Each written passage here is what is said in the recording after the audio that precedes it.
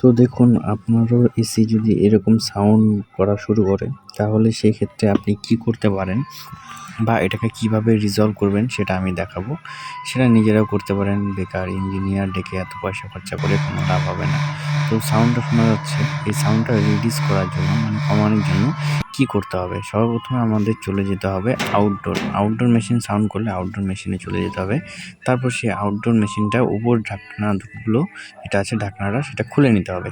খুলে নেওয়ার পরে ভেতর দিকে দেখা যাবে কনডেন্সার কয়েল যেগুলো আছে, সেই কপারের কয়েলগুলো কি হয় রোটেট করা থাকে। সেই রোটেট করার জন্য কি হয় মাঝে সাঝে সেটা ভাইব্রেশনে এক একটা যে কপার পাইপ আছে সেই পাইপ আরেক পাইপের সাথে জোড়া লাগে, মানে জয়েন্টে হয়ে যায়।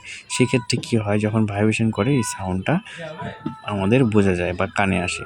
তো এই জিনিসটা রিজার্ভ করে নিন আর তোমাদের এসি একদম 100% ঠিক হয়ে যাবে। ওকে, এখানে একটা ওই পাইপ আছে না, একটা পাইপ আর একটা পাইপের সাথে লাগতেছে,